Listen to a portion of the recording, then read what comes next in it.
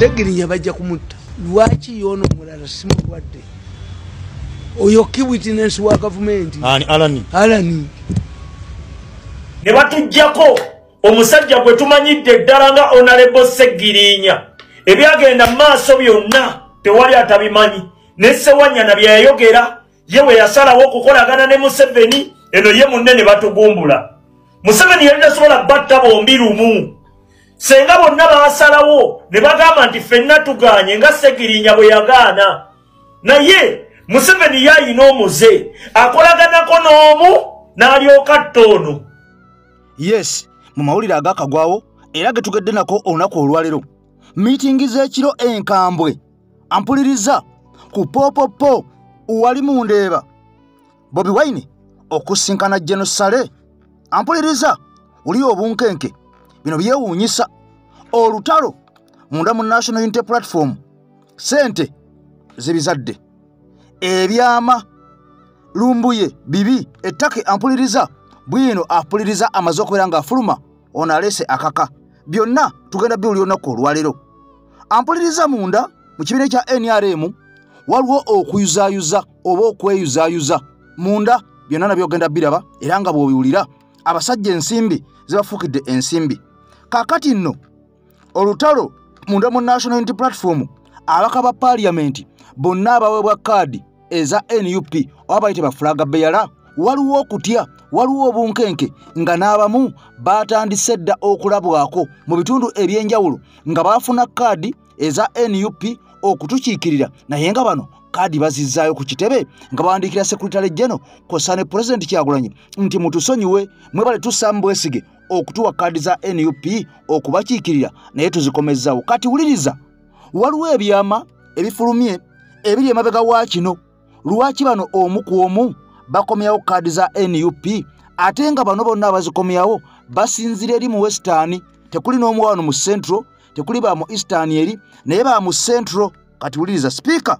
Anita Anet Amongo ebigambo byongedde omuddugalira ebigambo bikyalanda wabaddewo okulya n'okomba essowaani ebusoga bwe yazzeemu okusinkana na mungi w'omuntu ebusoga era abantu ne bamuyisaamu eggaali lwaki bamuyisizaamu eggaali kaakati noono nga yakasimatuka akabenje Honorable Abudu Kantuntu azzeemu n'akigwako jjukira nti ono naye wa mu bitundu byeri ebusoga sayidi eyo ng'ewali Asumaani basaalirwa kaakati ono aludde mu Parliament kumpi myaka 20 nga y'omu ku bagamba nti bavuganya n'okulwanyisa Mwami Museveni kaakati nno njagala owulira abasajja bano ampuliriza ono waliwo bwina afulumye omulala era omusajja ono yavuddeyo luwaatu n'agamba mbu yeyegasse ku Museveni era abagira Museveni nakutegeeza gye buvuddeko waliwo ebibiina by'obufuzi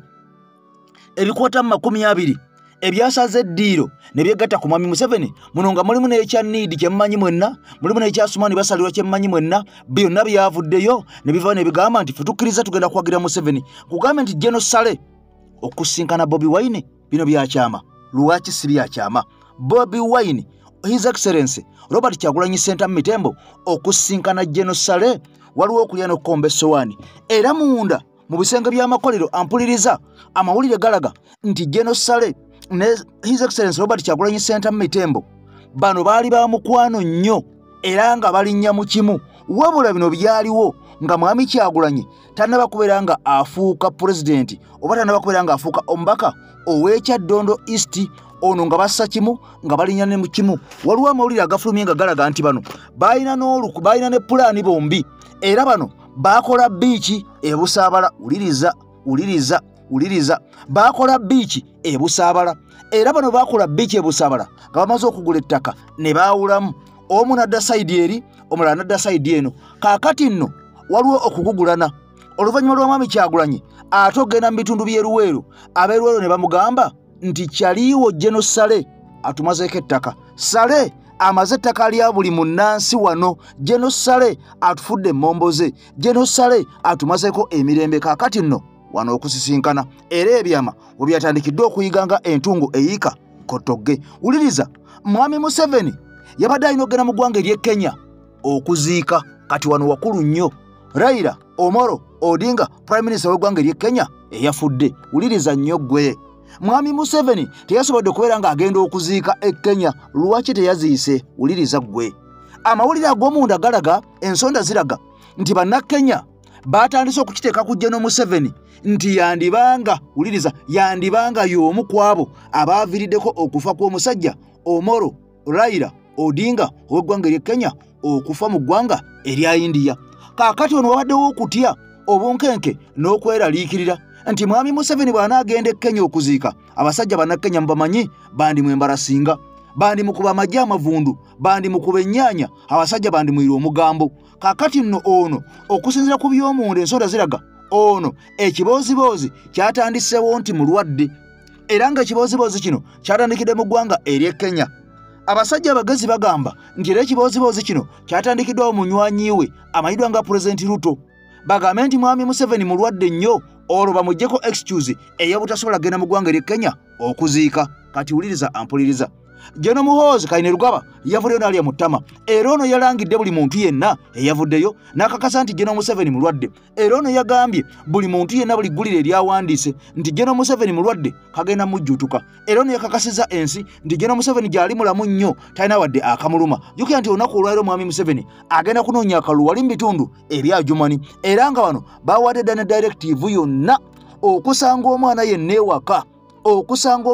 ewaka, okusanga essomero lyonna nga liggule nga terigenze kulala ya Museveni bagenda diggala. Kino kiragiro order okuva waggulu. Jjukira nti bano bazzi basumba abaana nga babateekamu ssente empitirivu okubakuŋŋaanya okubaleeta ku laleza omukulu, bazze babasomba nga tubalaba enkya n'eggulu. Kaakati bano kyaddaaki balabe kye batuddemu ne bagamba tewali kyakkola, kati kifuuke kiragiro abaana bonna balina okujja okulaba Museveni. Bino byonna nga bigenda mu maaso, ampuliriza nja kusaba nga okyali mupya otwegatteko guno gwe mukutu ogw'enkyukakyuka ogwa EKTV Media Uganda. Nze Eke Master emabega w'omuzindalo okubeera okusosootolera ensonga zonna, okubeera ng'ozitegera bulungi nnyo. Nakugamba nti amawulire agalagenda kujja ku TV yo tojja galabayo, amawulire g'otagenda kulya ku rediyo yo tojja gawulirayo, kubanga bano abasajja baagala nnyo okuwulira ekyo kye baagala tuwulire, tebaagala tuwulire ffe ekyo kye twagala okubeera nga tuwulirirako. Kati wulira,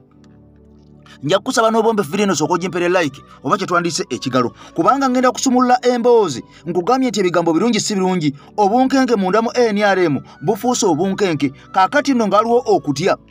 okutya ate nga waliwo n'obujulizi obufulumye nti ensimbi zifuuse ensimbi munda mu kibiina kino, zaatandikira mu kamyufu aka NRM. Era wano twalabawo n'okuyiwa omusaayi, era twalabawo n'okubagana amasasi, twalabawo okubagana emiggo wali eri erw'emiyaga nga Ssekikubo Theodore bwe yali awandulwa mu kamyufu ke yalumiriza nti ye yasinga, wabula ng'ate yamuggyako kaadi eno amanyiddwa nga Major Rwashande oba General Rwashande. Okusinziira ku byogerwa bagamba nti yalina buwagizi yadde n'akamu n'akatono, kyokka ate eyalina obuwagizi Theodore Ssekikubo yasulwa mu kasero. Kantandikireko ettake nakutegeeza nti waliwo obunkenke, waliwo olutalo luba luseewo lumbuye. Asooka atubuulire ampuliriza ebigambo byatandise mwe muyisaamu amaaso. Information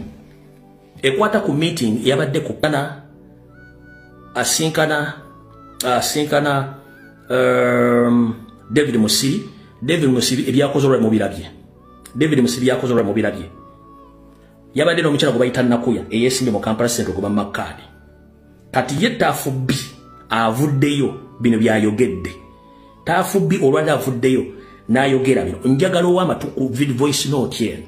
Kati olwoka otegera bano abavubuka nti bo buli tukuba security ne bagamba nti tutiisa abantu aba ayina kyabulookinga. Kati information gye nafulumizza ku meeting yabadde ku popopo ulira Tafubbi kyagamba. Owekitiibwa Wasotya Ssebo mbadde kubirako nawe like okyawo omudde ono Ssekide Robert Tafubbi mukama wange gye baliko mukama wange munange njagala nnyo okumaking ekintu clear because I have a lot of respect for you nga gye no mu struggle. Information gye wafulumizza yabadde si nkyamu n'akatono naye njagadde nkunnyonnyole nti nze nali mperekedde muganda wange Musiri David kwa twadde ffenna mu struggle. Nali mwerekedde popopo ng'omuntu nali simanyi gwagenda kusinkana naye of course butuuka mu kifo ng'olina omuntu n'abako gwasinkana balowooza naawe waze kusinkana muntu oyo. Nze teri lunaku lwe ngenda keera ku makya I disrespect my president. Nyinza okuba saafuna kaadi but I have a lot of respect for my president and for this struggle.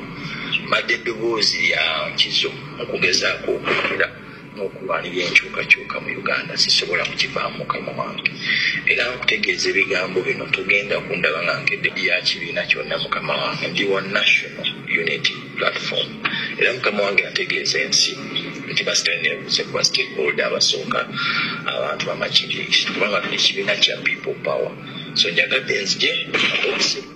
tegeeze mukama wange tonsujja nti nsobola okukeera ku makya nendyamu struggle kwe oba nenkera ku makya nendisrespectinga mukama bwe yasaaka ekisa kye ne feva okulembera kyuke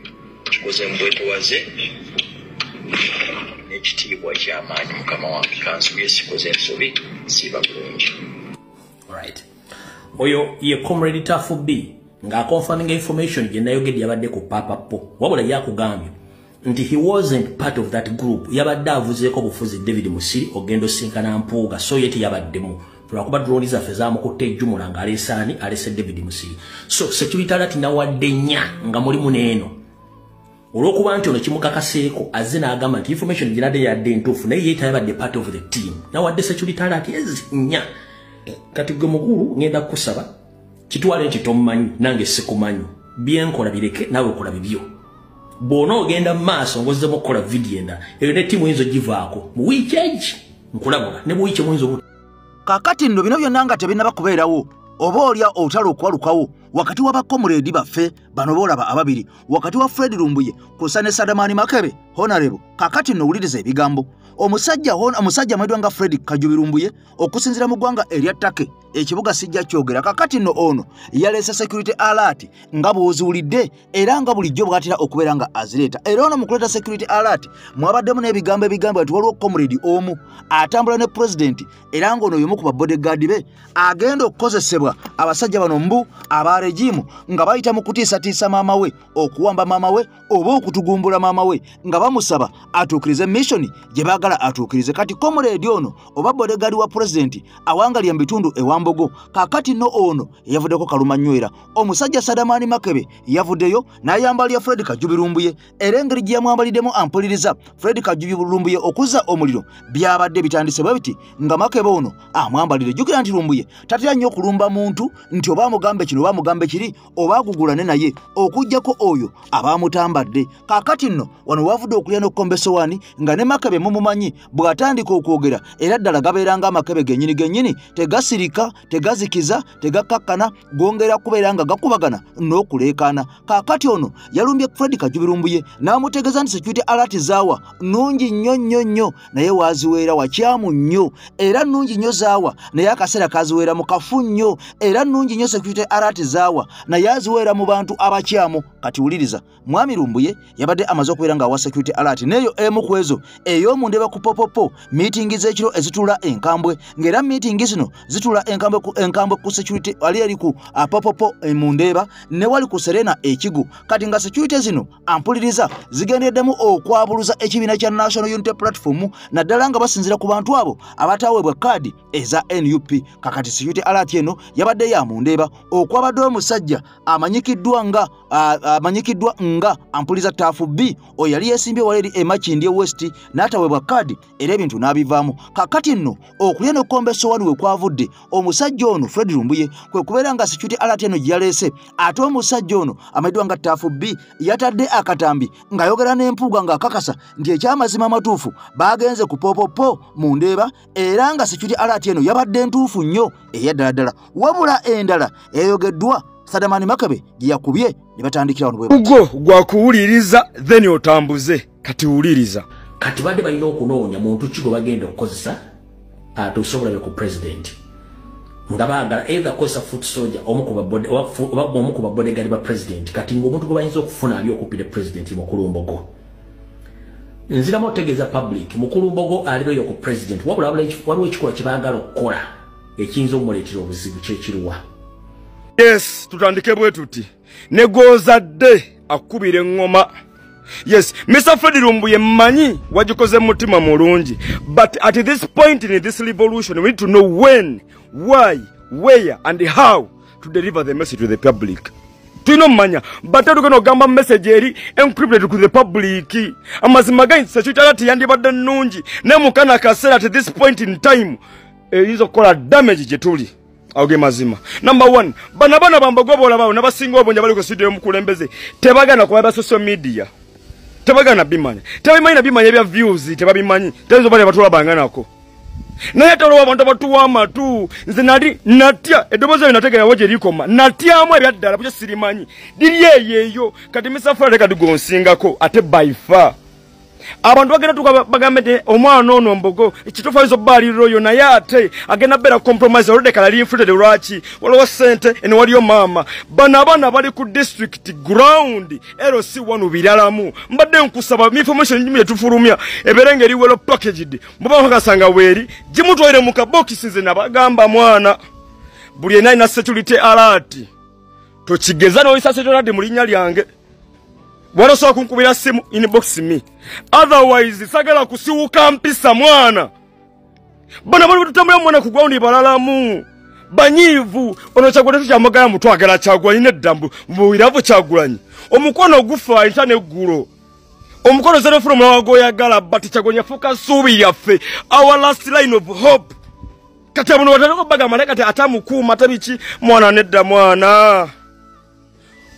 omuntu agamate onaka jonjo kuliso oli wadde mosholanga insult oba advise iyo dembelyo yabagamba kibanda dda abina abitasigale waka tusiba bugwa bwenga tocho kimala bulamu yebereremu kimala banenge west tujja mu oyima muberemu alright kati gwa bitegedde gamati honorable Asadaman Makebe ezo nno entalo ziri munda mu kibiina kya National Unity Platform munansonyi okuziteeka wano kubanga nange namaze kulaba nga zisajjuse era nga zizze ku mpewo nengamba nti abantu balina okubeera nga bajja mu komenti babuulire abantu bano bonna babajjukiza n'okubajjukiza kiki kye tuliko n'olw'ensonga eyo njagala okusinziira wano ku mukutu gaggadde ogw'enkyukakyuka ogwa AKTV Media Uganda okutegeeza bakomuledi bano nti saagala mwerabire era saagala muve ku mulamwa tuli ku lutabaalo tukyali ku lutalo lwennyini oluwedde emirimu kaakati abasibe okulwanira eruzira tewaliwo fayida yonna yadde n'akamu n'akatono gye bafuna bonna baba munda kibeeranga ampuliriza obukoko okulwanira mu kiyumba bubeera mwenna muli munda mu babasibe n'olw'ensonga nja kusaba komuledi mwenna okuteeka ebyokulwanyisa wansi okubyetunuuliza mulekeraawo mu bitunuuliza omulabe gwe twolekedde bino byonna nga bigenda mu maaso mu ggwanga Uganda ggwanga Kenya Prime Minister Omoro Odinga Laira yasize omukagwe ogw'enkomerero kaakati nno omusajja ono amanyiddwa nga General Museveni tibahabulwa yabadde alina okubeera nga agenda munda mu ggwanga ery'e Kenya okubeera nga aziika wabula tekyasobose kaakati nno ebigambo olunaku olw'eggulo byatandise okuyitingana olunaku lwatandika lwa mukage kawungezi nti mwami Museveni yali ali mu mbeera mbi nnyo eyatasobola otaasibewo nga yeeri ku mimwa era ebigambo bino okufuluma byafulumira munda mu ggwanga ery'e Kenya olwo ne bisaasaanira eggwanga erya Uganda beppo n'eggwanga erya South Sudan naye amawulire eno gaafulumirayo nga galumiriza gonna nga gasonga nti mwami Museveni yali ali mu mbeera mbi nnyo eyatasobola otaasibewo nga yeeri ku mimwa era kakati nno embeera eno yaviddeko General Museveni obutagenda munda mu ggwanga ery'e Kenya okubeera nga aziika ku munywanyiwe wabula amawulire gano agafulumye waliwo ate abaagakubye nga bagamba nti amawulire gano gaabadde ga pokopoko oluvannyuma lwa General Museveni okukozesa intelligence n'awulira nga ekiri mu ggwanga erya Kenya kifumba mutuku era waliwo ne bannakenya abattiddwa mu kisaawe kimanyiddwa nga Kasarani Stadium bano nga battiddwa oluvannyuma lw'okwekalakaasa olw'omusajja waabwe Raila Omoro Odinga okubeera nga yafudde munda mu ggwanga erya India bano nga bagamba nti si bamativu n'okufa kw'omusajja ono kubanga omusajja ono abadde ekituufu agenda mu ggwanga erya India okumukeberako naye ku luno yagenda mulamu tteke ng'alinayo omulwadde ate gwagenza okulaba kaakati nno omusajja ono kisigambibwa mbu yali ali ku dduyiro ng'atambula nga bonookola ku makya omusajja wattu n'anogoka n'agwa eri era ng'okusinza ku bigenda mu maaso bagamba mbu ono yagwa bugwi omutima nga gwesibye wabula jjukira nti ono yali yalongoosebwako obwongo emyaka egiyise emabega era ng'ono embeera eno abadde agiwangaliddemu nga tatambula bulungi nga mulamu si mulamu kakati nno okusinza ku bigenda mu maaso mwami Museveni amawulire gafulumye nga galaga nti mulwadde wabula ng'ate olunaku olwaleero enkya ya leero wenjogerera ennaku z'omwezi nga 20 lunaku lwa Mande ono alina okulabikako ajumani ng'akuba kampeyini mulaaleze kakati kino kigenda kakasa amawulire agafulumye nga galaga nti mwami Museveni yabadde mulwadde nnyo kyekyamulemesezza okuziika olwaleero anaalabikako bw'atalabike batandikeko olwaliro mu Adjumani kiba kitegeeza nti kituufu amawulire bigakubye byabadde bituufu nnyo nga bikakasa nti omusajja mulwadde era omusajja yabadde mulwadde ddala nga bya ddala kyova olabanga n'olwaliro talabiseeko mu Adjumani wabula bw'anaalabikako olwaliro mu Adjumani kitegeeza nti ate amawulire agagenze gasatulatinga agatambula gafulumidde munda mu ggwanga ery'e Kenya agabadde galaga nti Gino Museveni mulwadde nnyo gabadde ga bulimba oba si ekyo yakubiddwa zipeinikira kati wuliriza ebimu ku ebyo biteeberezebwa okubanga byamuganya okugenda okuziika biibino lwaki bannakenya bafulumiza ekintu ekyo wale mwagala okutegeera wano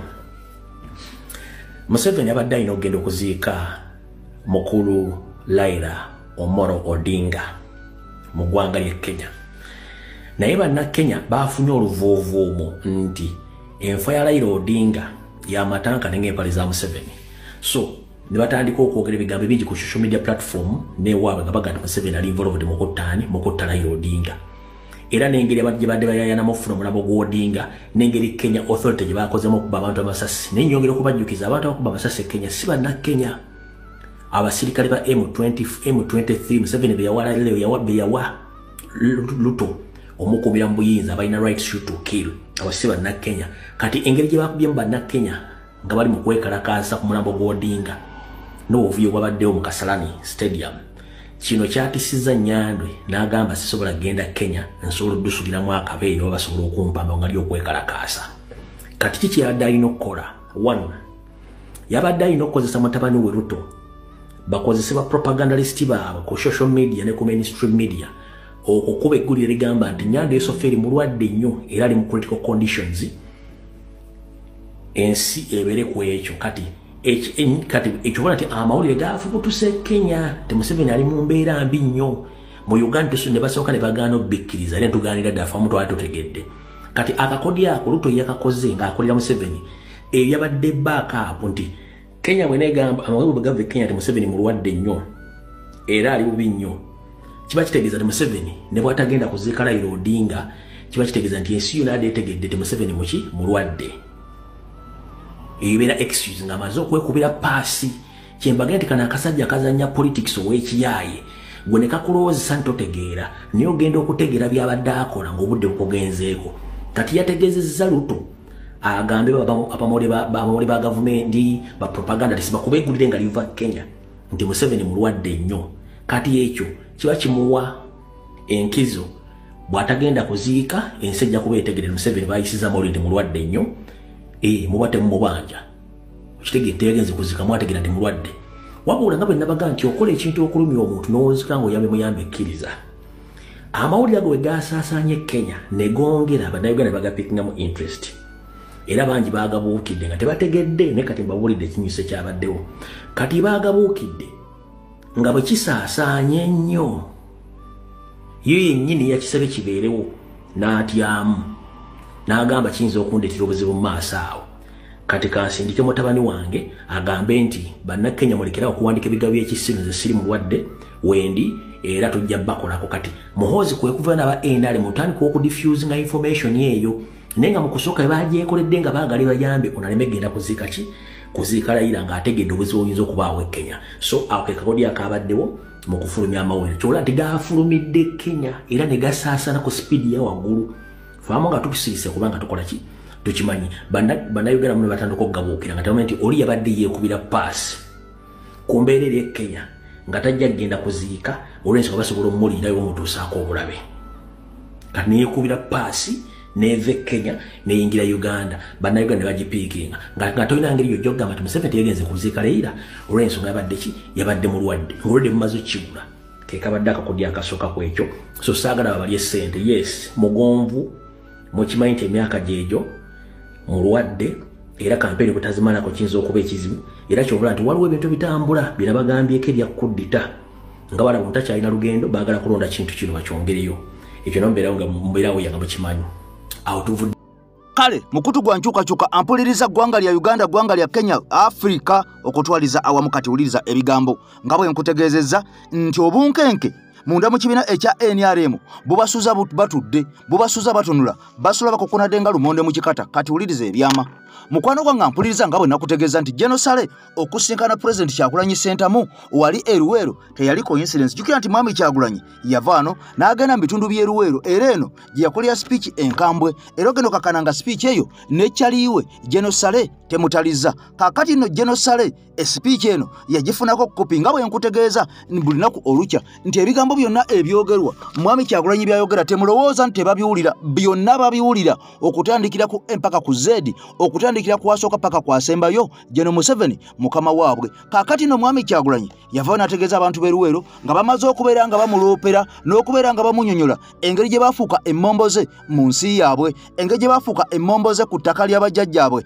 ate ng'ettaka ly'abajjajjaabwe okusinziira ku byawandiikibwa biraga n'ebiwandiiko ne likodi ziraga nti mwami Museveni wano eruweero we yasinziira ne bakyaliibe ba Genosale n'abalala okukuba emmundu n'ogenda okakkananga omusajja eyali mu buyinza ampuliriza bamututte na mu gisimu fungize. Kaakati eno abeeruweero baasigala bakukkuluma era nga batolotomanga enkoko enywedde amanaabeemu bano nga balumiriza nti ettaka lye baalina lyonna mu biseera ebyo kaakati lyabagibwako kifuba, lyabagibwako na mmundu, lyabagibwako na mifumbi era nga eyakulembera olutabalo luno olw'okubabbako ate ettaka ye General Salimu Sale akandwanahu ono nga buraaza oba muganda owa General Museveni nga bw'omulaba omusajja oyo ayambadde essaati enjeru ajja nga abuuza ku bantu owa galubindi enzirugavu. Kaakati nno General Salimu Sale agamba nti amazima gennyini agakatonda mu ggulu agakaayirira nze sibbangako ku ttaka lya muntu yenna yadde n'akamu n'akatono wabula nga bo abatuuze bongera okukirumiriza era waliwo n'amawulire agongera okubeera nga gafuluma agongera okulaga nti newenjogerera essaawa zino zennyini ngenda kukolera emboozi eddako nga kano akatambi kawedde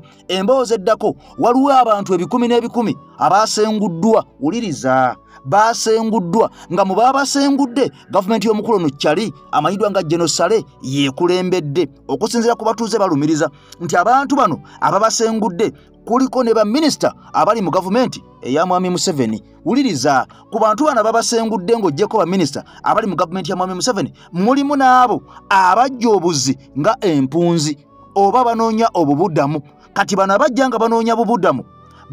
beekobanye ne baminisita ba mwami Museveni ne beegatta ne gavumenti ya mwami Museveni. Kaakati nno ne bagenda ku kyalo ekimu kyalo kyawa wano mu Buganda. Jjukira waliwo okulya n'okkomba essowaani, waliwo okulya n'okkomba essowaani, waliwo n'ebigambo ebyafulumye ne bagamba nti oba abantu bafa bafe oba abantu battibwa battibwe, naye nga Buganda ezza emikono egya mwami Museveni nga kitegeeza nti omu ku bakaka ekintu kino Buganda edye ddala mikono egya mwami Museveni y'omu ku bawagira enteekateeka zino ez'okusengula abantu. Waliwo n'abamu abantu abakumiddwako omuliro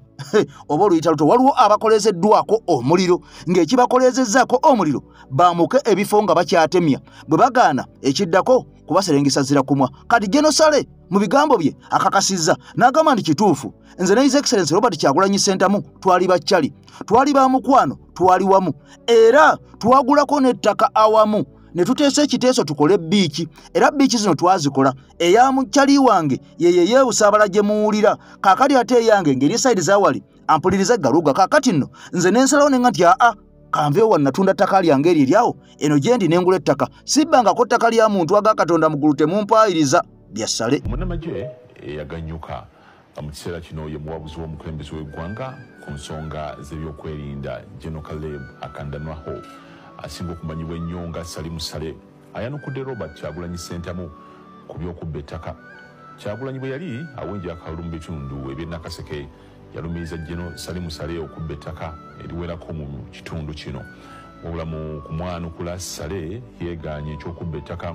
ng'agamba nti bamusibako matu ga mbuzi kwagala kumuliisango. Ono abadde kapeeka ng'asinkanye abakulira ebitongole eby'enjawulo mu ggwanga abeegattira mu mukago gwa Presidential CEO Forum abadde bagenze okulambula ku makolero agali erudde. Olunaku lw'ameefuga ga Uganda y'emyaka 63 akwatidde NUP bendera kuba President Robert Kyagulanyi Ssentamu yali mu disitulikiti y'e Nakaseke ng'amatiza abayo okumulonda mu kalulu ka 2026. Abeeno bamuloopera ekibbattaka ekikudde ejjembe mu kitundu ekyaleeta Pulezidenti Yoweri Museveni mu buyinza. Mukaikatonda omusajja bwe yamala okulwana bakadde baffe n'ettaka yalinoona ne mutwala ettaka ly'abakadde baffe abaabakuuma mu nsiko ne mutwala obugagga bwaffe. Batusasuddemu bino wammanga, batusasuddemu ekibbattaka. Wano Kyagulanyi we yasinziira olunwe n'alusonga mu muganda w'omukulembeze w'eggwanga era omuwabuzi we ku nsonga z'ebyokwerinda nga mu kiseera kye kimu yakulira enteekateeka ya operation wealth creation bwe yayita kyaliwe General Salimu Salimu obubbi bw'ettaka. Ate nga buno obubaka bw'obukulu nnyo njagala kusindikira yaliko kyali wange bamuyita General Salimu Sale abeera muno baŋŋamba amataka gonna gonna yagatwala jeno nze wali kyali wange mwana. Kyokka General Sale ebyokubba ettaka byesamudde Naswe ku Ngalabi ng'agamba nti kyaliwe Kyagulanyi amukonjera bigamba Abafalisaayo be baakonjera Yesu. You saw Chaliwa and Kyagulanyi also passed a message around here. Said Chaliwa and go yo movie what I said about Chali. General Sale agamba nti tategeera lwaki Kyaliwe bwe baalina biiki bombi amukyukira ate okusala waadi ng'enjogera eri wakati so nga ye tabbanga ku ttaka lya muntu yenna. In a beach, he had a beach in Isabara, in a beach Yange, Garuga. But for me, when the spirit of Kapeka came, I sold the one in Garuga and moved to Kapeka. So Charity Avatanga massage it, I didn't. Because in terms of land grabbing, he may even be a bigger land grabber than he. Sale, era talime kunenya bakibiina kya NRM okwefuula kyesirikidde nga bannabibiina ebirala mukomerera emisumaali gy'okubba ettaka. They would have used me, they would be campaigning for me that I'm not a land grabber, I'm not that, I'm not what I'm suspected to be. But all of them keep quiet. Then the other side is firing at me. Sale land grabber, Sale this one. Asiimye munnakibiina kya DP era akikulira Norbert Mao nti ye muntu yekka eyavuddeyo okumulwanira ku nsonga eno. So the only person who has now recently come up to describe my character is that small elephant from Acholi. He's not from my own side. But these ones of NRM, they keep quiet, let Sale die alone, let Sale die alone. Wano abadde Kapeeka yazisisinkanidde abakulira ebitongole eby'enjawulo mu ggwanga abeegattira mukago oguyitibwa Presidential CEO Forum ababadde bagenza okulambula amakolero agali e Kapeeka. Ekibadde kyakwewuunya kubanga okulaba ettaka eddene bwe liti square kilometers nga 2 already eyiika nga 600 kuliko amakolero amanene ddala kiragira ddala ensi yaffe nti eri mukubo erinagituusa mu nsi ezikulaakulanye. If Uganda is vying to become the next industrialist country, then we need to be able to showcase what we are doing. So what we did today is to convene or mobilize corporate CEOs and heads of government businesses to come and see what government is already doing. Okulambula kuno wategekeddwa amyuka ssabuwandiisi wa NRM Rose Namayanja Nsereko ngemu ku nteekateeka z'ekibiina okulaga ebikoleddwa gavumenti. Naye ku mulundi guno batudde wano okulya Ocean Industrial Park ewaffe e Kapeeka nga bazze okukola kye tuyita information tour okulambula bo nga ba CEOs bajje balabe ekisooka bo bannamakolero bajje balabe n'amakolero agali wano. Ekibangirizi ky'amakolero kino kyatandikibwa mu mwaka gwa 2015 era nga mu kiseera kino kirimu amakolero 34 agakola. Habert Kamoga, NTV. Kale nno General Salimu Sale akandanaho okusinkana Bobi Wine mu bigambo onazeemu n'amulumiza nti atwasisinkana dda era tuwali bakyali abawedde emirimu wabula ennaku zino sikyalina mukisa gwonna gusinkana Bobi Wine era bwe mba ngufunye ne musisinkana njagala njogeremukko naye nga pulezidenti kati yafuuka musajja munene sikyamudumirako nga luli. Ebigambo bino nga byogerwa General Salimu Sale akandanaho muto wa General Museveni alumirizibwa okubanga eruweero ettaka atwala lya mifumbi atwala lya kifuba ajjayo bujja mundu n'akozesa abasajja olwo abadde kuyiika emu bugenda okukyanga ali kuyiika 10 abadde kuyiika 10 bugenda okukyanga ali kuyiika 10 abadde ku 10 bugenda okukya nga ali ku 15 naye nga simaanyi ga kuwa nti akwata sente naawe abantu wabula maanyi ga mudumu gwa mundu era nga bagakozesa mu kujja kaakati nno ge gabanywezeza mu buyinza okusinziira okusinziira ku Honorable Lutamaguzi n'abatuuze beeyo e Nakaseke ebigambo bye baayogedde nga balaga nti emifumbi gifuuse emifumbi era ebyabwe byonna bitwalibwa ku maanyi nga Sale yakulembeddwa okutwala ebyabwe. Kati wuliriza munda mu kibiina ekya National Unity Platform nga bwe nakutegeezezza waliwo okulya n'okomba essowaani abamu ku babaka ba Parliament munda mu National Unity Platform kaakati nno ate bakyuse bafuuse ekyo nga jjukira nkutegeezezza mu ntandikwa nti waliwo n'abo abamu ku bafulaga beyala oba abaweebwa kadi ya NUP abaagiyayaaniranga enkya n'eggulu bwe baagibawadde ate ne bagisuulawo. Kati nga kiraga nti bano be bamu ku bali abamu ku baagimmibwa bwe baagimmibwa ne bayomba nnyo ne boogera ebigambo ebiwanvu ennyo ebiwanvu n'ebimpi nga bamaze okubeera nga bagimmibwa basobole okubeera nga bayuzaayoza ekibiina kya NUP munda mu kyo. Kati bano abamu abaagiweereddwa naye nga baali balowooza tejja kubeera nga ebaweebwa ate kaakati bagizizzaayo okubeera nga bano balageera nti tetujja kusobola eno tuli banafu kyokka nga mu kuyayana mu kugisaba balaga nti baali b'amaanyi nnyo. Anyway ebyo ngo bitadde ku mabbali kati wuliriza ensonga yino munda mu kibiina ekya National Unity Platform ekikulembera President Robert Kyagulanyi Ssentamu Mitembo kaakati ng'ono ye ngoobi. Wuliriza ebigambo bibino waliwo amawulire agafulumye olutalo munda ddala era ng'olutalo luno luli wakati w'ababaka ba Parliament abo abaweebwa fulaaga eza NUP ku mulundi guno abaasunsulwa mu kamyufu abaasunsulwa Electoral Commission oba gite EMC eya NUP ne baga nti mugenda okubeera nga mukwatira fulaaga ekibiina kyaffe. Kati olutalo luvuddewa okulya n'okukomba essowaani kuvuddewa ate nga abantu bano already baamala dde okubeera nga baweebwa kaadi zaabwe nga bwe baazisabanga nga bwe baaziyayaniranga nga bwe baazaagalanga. Kati olutalo luvuddewa. Wuliriza nnyo kigambibwa mbu abantu bano bonna abaweereddwa kaadi majority sijja gamba nti bonna naye majority abasinga obungi bakozesanga ba foot soldiers wansi ku ground okubasaayira obuganzi n'okwegula obuganzi n'okubeera nga bano bagumiza ground nga bakozesa ba foot soldiers wansi ku ground. Wabula olwafuna kaadi ba foot soldiers bonna be bakozesanga abasajja babasamba dda tebaagala kumanya kuno kulabula. Munayogana ntambuliza video eno eri buli mubaka eyafuna tiketi ey'okuba ng'akiikirira ekibiina ekya NUP mu kalulu ka 2026 eno video yiyo Munnayuganda ginteere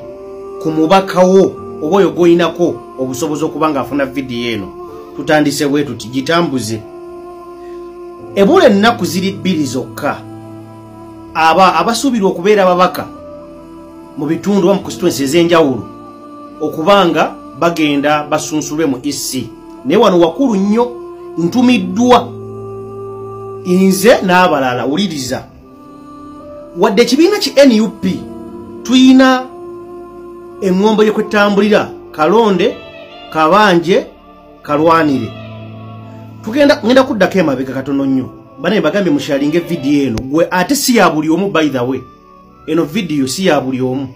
yabalondemu. Tunajjukira mu kalulu ka 2021 ababaka ba Parliament bangi mwakozesa bafutu soja ensobi nnyingi oba mwabakwesanga ebisimula ne mubaleka wali. Kakati ntumiddwa okubategeeza ku mulundi guno teri mubaka wa Parliament agenda kusubira kwesa futu soja yenna ng'ekisimuula. Ntandise bwe nti omuliro gubaddewo mu kaseera nga NUP nagaba kaadi eri mu babaka abo mu bantu abo amazima gwali mungi nnyo. Buli mubaka yakubiranga akabinja k'abantu b'amanyi oba munnamawulire oba foot soldier oba ani ng'amweguya ng'alaga nti alina kyamwagalako oba ng'alina value gy'amulabako.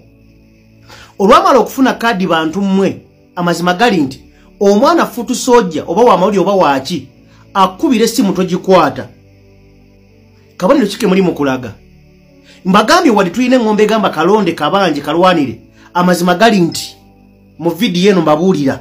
titugenda kulwanira kalulu ka mubaka yenna atabaddeewo eri abaana abo bemusubira bagenda okukalwanirira akammwe. Mbabuulira ati ko president anaakola n'abalala naye mmwe tetugenda kubayirawo mubiri nga temuyiriddewo baana. Ensobi ezaakolebwa mu 2021 temusube tugenda kuddamu zirabako. Kakati olwokuba mama lofuna kaadi omwana akubira n'essimu n'omulaga nti tolina ky'omwetaaza kyokka ate gw'osuubira nti agenda kulwanira akalulu bane ebyo mubijje mu mutwe ebikwate nti NUP egamba tugenda kalonda tukakuume tukabanje tetugenda kubanja kalulu kammwe mmwe nga temukoze kimala ate era mbabuulira wano mulina okuzukukira muzukuke kanakaluka 2026 tageti nene nga NUP weekaagala n'ebibiina ebisigadde bya NRM bikibikaagala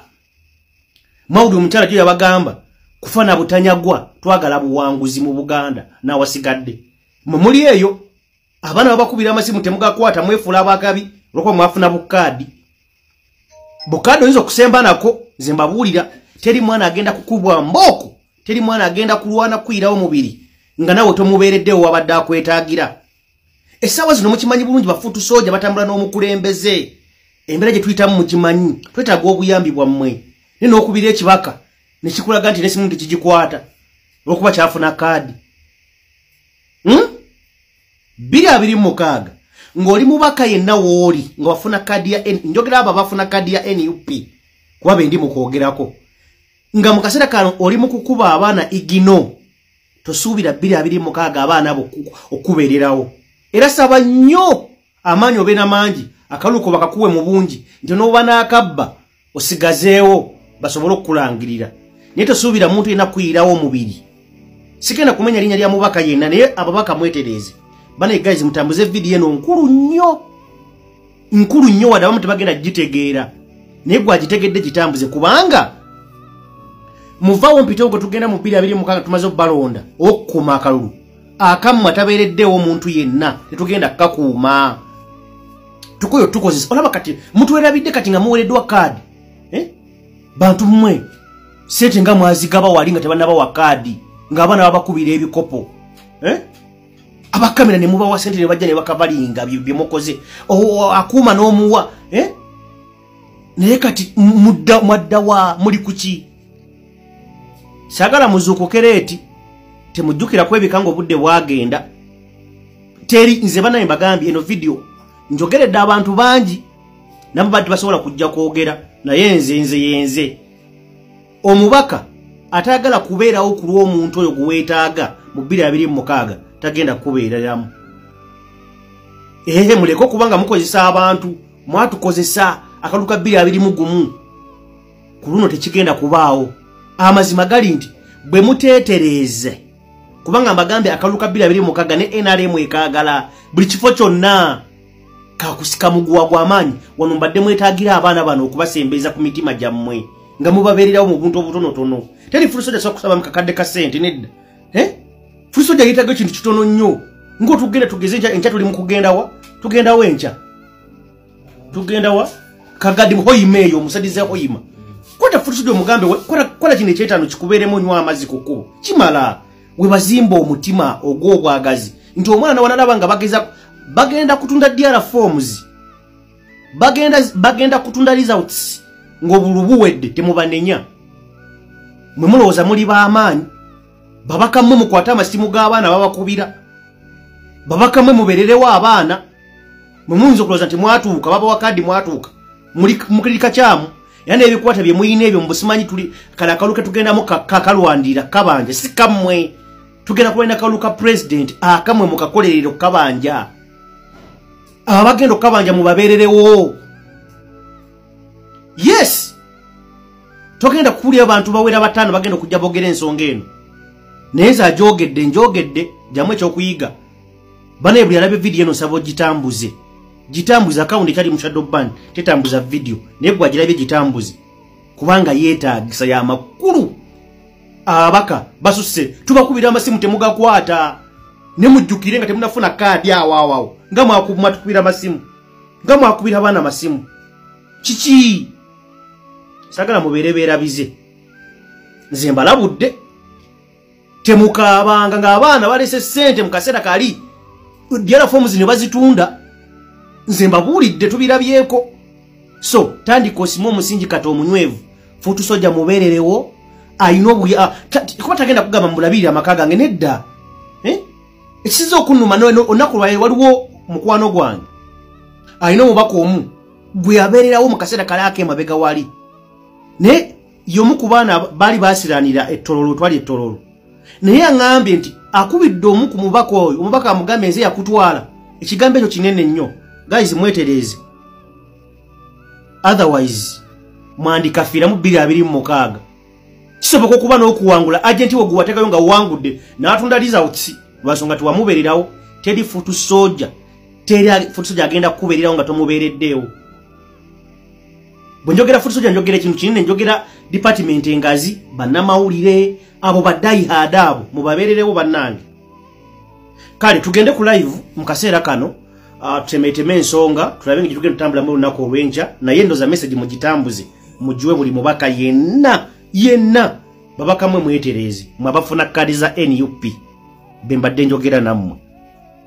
kakati nno bino byonna nga bigenda mu maaso gwakyali ku mukuto gw'enkyukakyuka AKTV muganda nkakeeto ebigambo bibino biwulire muganda wange kakati nno omukyala Anita Anet Among speaker wa parliament gwanga Uganda ampuliriza omukyala ono omuzungu nga bw'omulaba bwamyuse nga ettungulu kati wuliriza nga tuze ku mukyala ono omuzungu speaker Anita Anet Among Nalongo Magogo kakati nno ebigambo byongera okubeera nga bimuddugalya jjukira nakutegeezezza gye buvuddeko ono yali mu bitundu ebyebusoga kakati ebitundu ebyebusoga najja yogereyo ebitagenda ku ppate ebitawoomera amatu g'abantu abasoga bano baamala dde okulaga nti bo badifekita ku gavumenti ya Mwami Museveni tebaagala kulaga tebaagala kumanya oba ofaanana otya oba gwani oba gwe prime minister batandikira ku prime minister nga bamuŋŋoola kakati ono bamuteeka ku ttaka bazizaako Amongo ne bamuteeka ku ttaka ono bamuŋŋoola ne bateekako Kabanda buli ajja wa NRM nayogera ebitagatta nayogera ebitakwatagana bafundikira bamuswazizza nga bamwambudde nga bamulese bukunyegere bute kati wuliza muganda wange sister Mari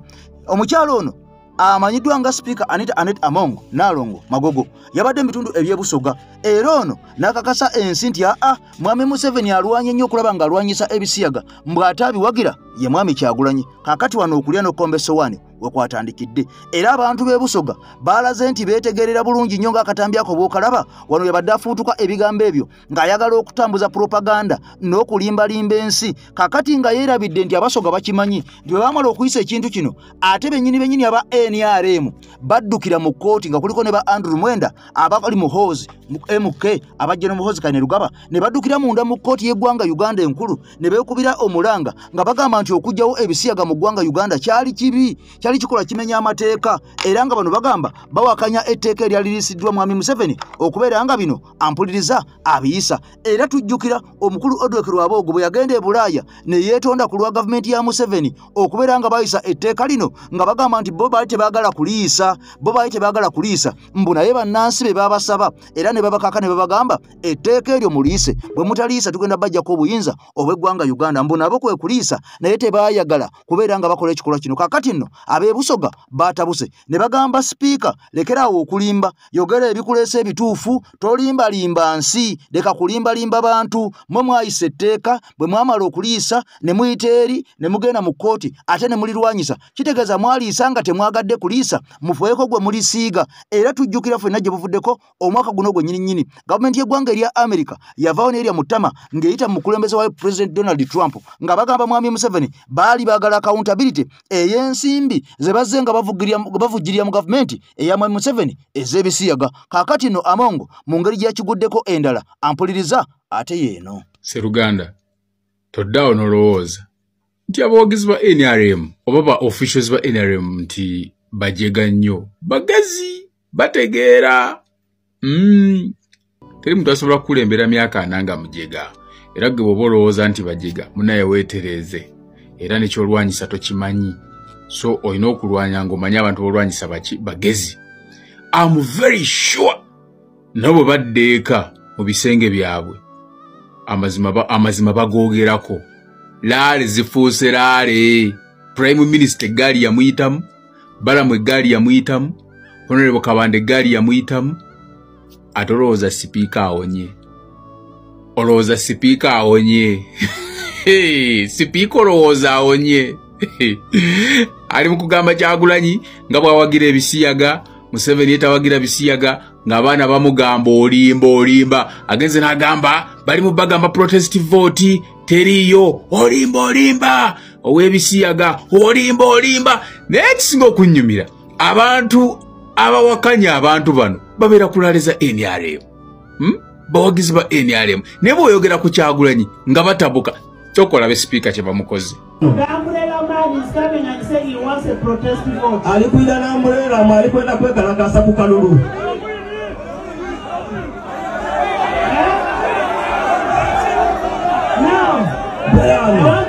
a question. I want to ask you a question. I want to ask that one. When you want to get married, do you get married to your fellow man? Oh, yeah. Now, the person who says he should marry a woman, a man should marry a woman is Museveni. Because Museveni signed a law that a man must get married to a woman. But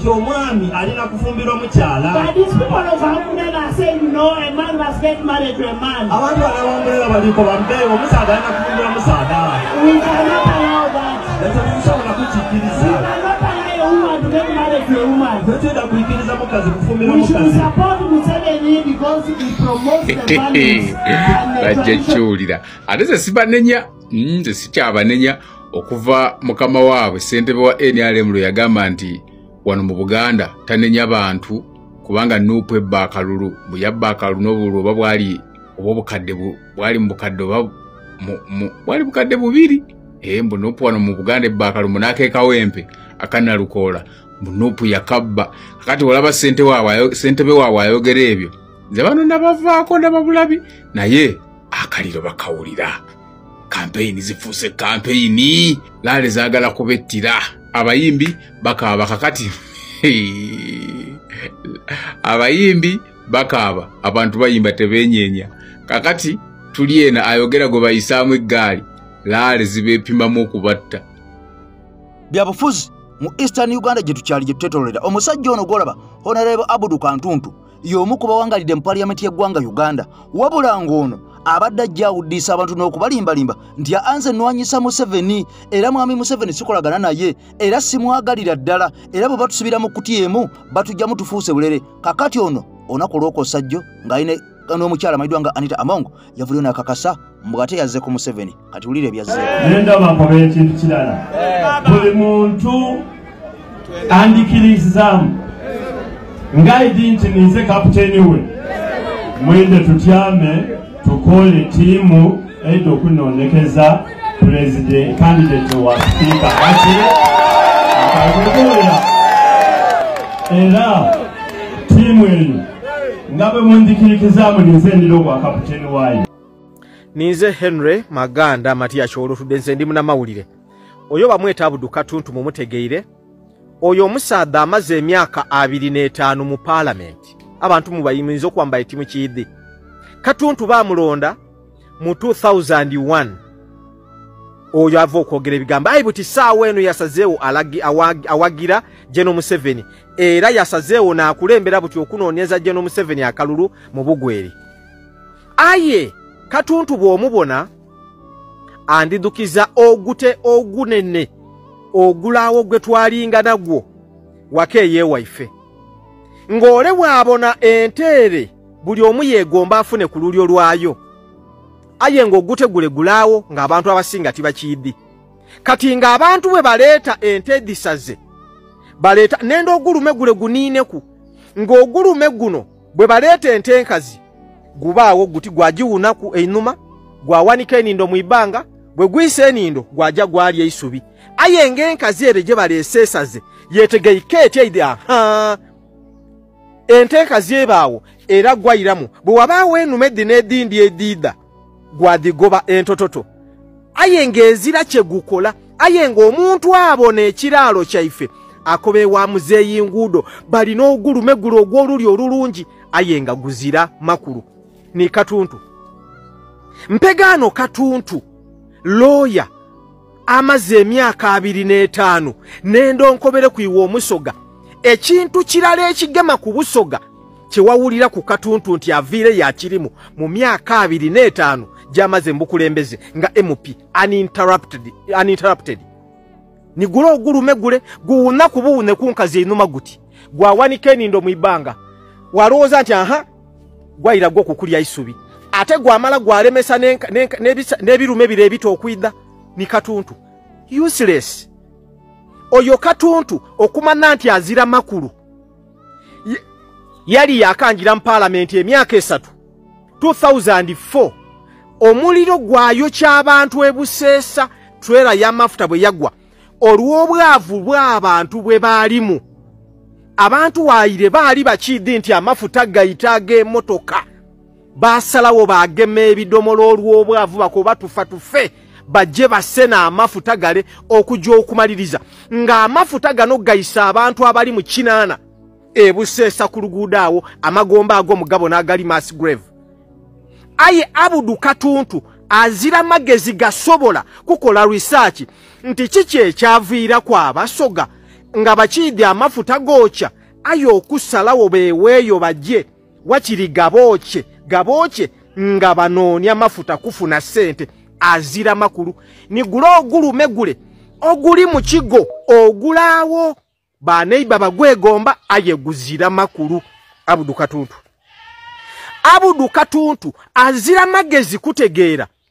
nti ekyaviira kwa abantu abo ekinana n'omusobyo okuya batyo wabula n'omulambo omulala omuntu ategeerekeka lwakubanga Busoga yona yali ezira fire brigade nti omuliro gwagema abantu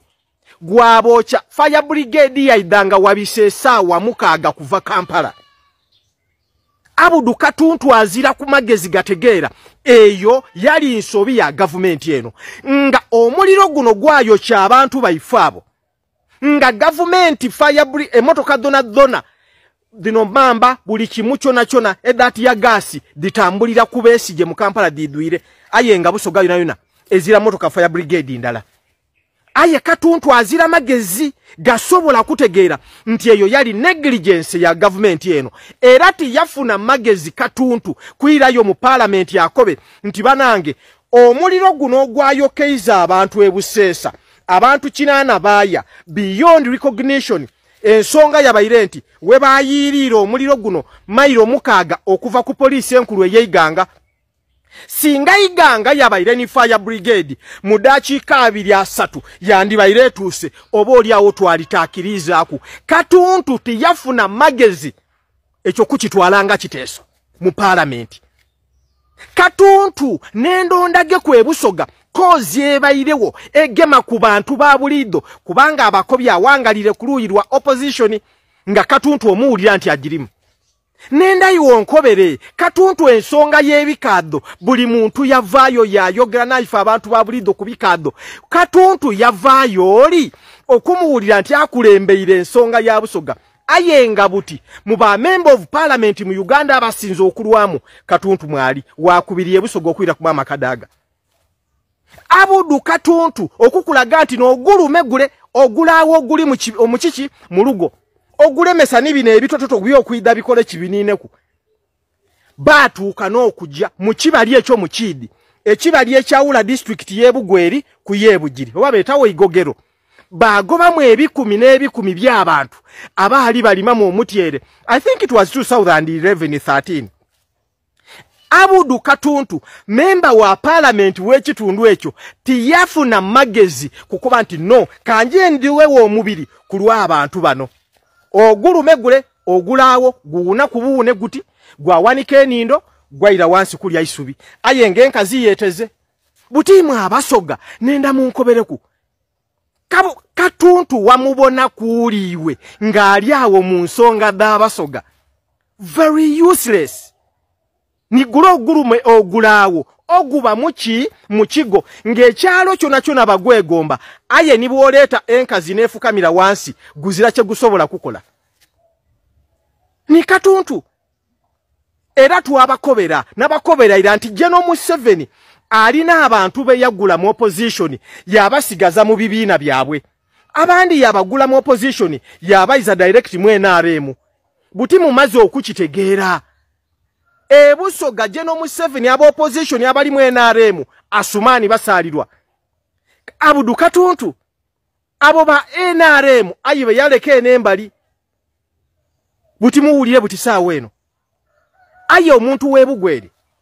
emyaka 25 ndogera n'omuntu w'Ebusembatya omuntu w'Ebuseesa omuntu w'Ebutende omuntu w'Ibango ow'Ibaako mwena abeidudi abekagamba nendo nkobereku Abudu Katuntu gawe yatwala kuwaire naikonto ndalete y'amaadi 25 years. Abudu Katuntu 25 years kikyobone Busoga wotambula Ebugweri akasaza akatono kati ke bafuire ido district Abudu Katuntu kikyali mu Busoga ebizibu bye tubaire nabyo mu Busoga kizibu kye wabonaku Abudu Katuntu nti aviireyo ku lw'Abasoga kuba butizi the second most senior mu parliament 25 years very useless ngagule ogutegula ogulume oguli mu kigo ayenga gulaawo olebwe agubona agwegomba aye ni bwolete enkazinga yakasala emirundi 10 guuna kubuune guti gwali aisubi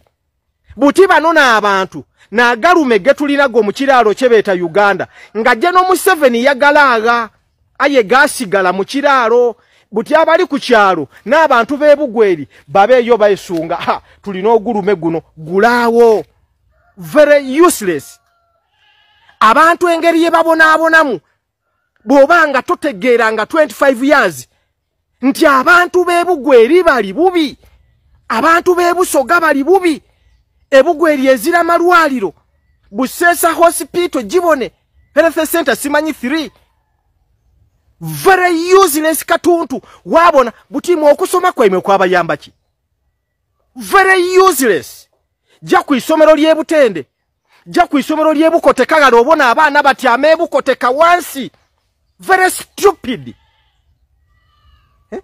aye wabona nti omuntu atusiza Abasoga okuba kumbeereyo ngebukoteka abaana bali kutya amawansi je bubengo obona amasomero ago Museveni buti goli wagira very useless Abudu Katuntu you are